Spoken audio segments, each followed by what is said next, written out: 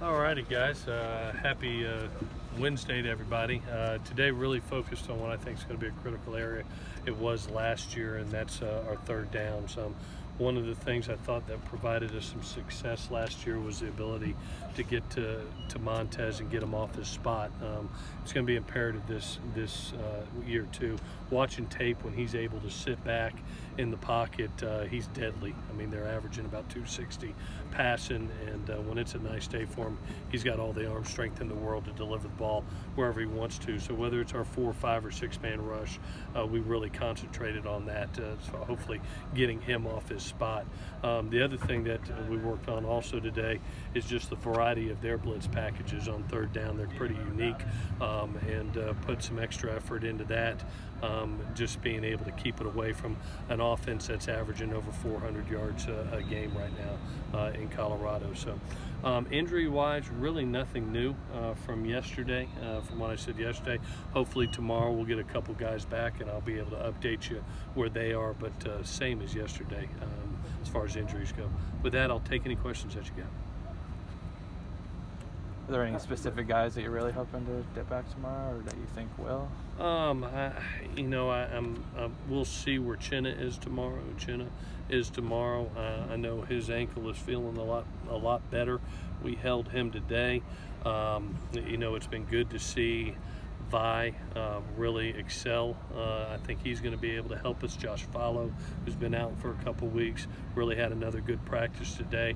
I think he'll be able to help us. We've moved around Christian Rector again today. He's moving extremely well. We'll see where he's at with the hand here in a day or so. And with that, that's probably about it. Is there any chance that Christian Rector plays on Saturday? Yeah, he's listed day to day right now, and it's just doctors clearing him and how he feels. He's not experienced any pain in the football movements that he's doing right now. It's just a matter of whether you club it up or not and go. But we'll get a more clear answer, I think, tomorrow and Friday. Are the Colorado defensive schemes different this year?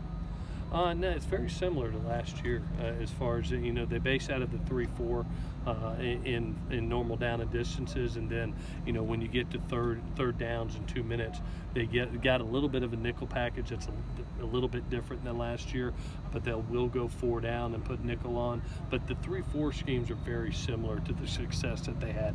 I think it looks like Coach McIntyre recruited to that personnel group and kind of stuck with what was working for them. They have a new DC, right? Yes, sir, they do. Yeah, but they've stuck to the philosophy on normal down and distance.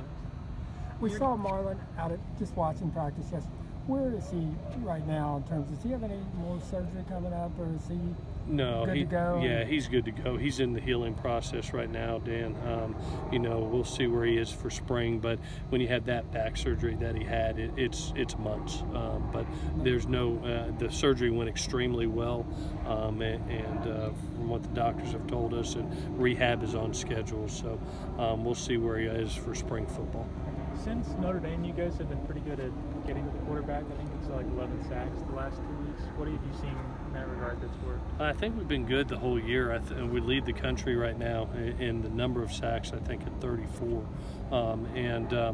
But to get 5 sacks versus Arizona, who only had 5 sacks the entire year, I thought was exceptional, especially with the athlete that was back there. I thought the kids did a tremendous job of, one of the fine arts of rushing the passer is not getting too far up the field when a quarterback steps up, and being on his level so you can retrace.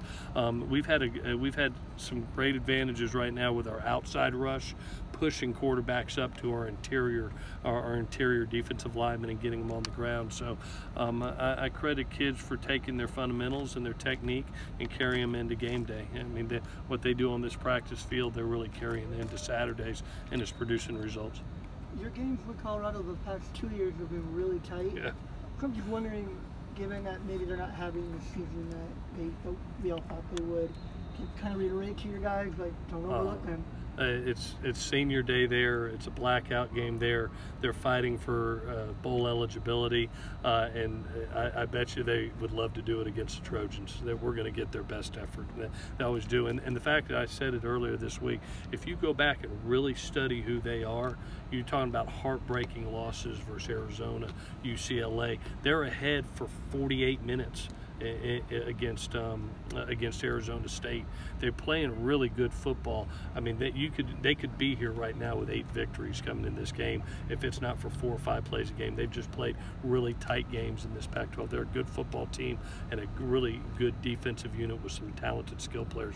We're going to have to play well. That's every game in this league, or you get your butt beat. The Jordan Iosefi, you kind of had to throw him out there to the outside in the middle of the Notre Dame game. He hadn't really practiced it before. Why has he been able to pick that up without really feeling it? Well, you know, when we signed Jordan, we thought we were getting the best of both worlds because he could be an interior linebacker or an edge player in Clancy's system. You see the same thing kind of with Levi Jones, and in Jordan's case, I think that he did a wonderful job of stepping up in that Notre Dame game, and then with a week of practice, did an exceptional job against Khalil in Arizona. Those edge players really held in check, and that's a big part when you play a very athletic quarterback, is being that zone read. The ends have to be disciplined and they have to be athletic. And credit Chinna and credit Jordan. I thought they did a magnificent job in that game. What did you think of the effort of Marvell Tell kind of shadowing? Yeah, you know, the 2 safeties were put in some very, I wouldn't say tough positions, but challenging positions because they were run support defenders, but also had to play man coverage majority of the night. And for those 2 kids to hold up like they did, both in coverage and getting the ball down, I thought was really well done by them.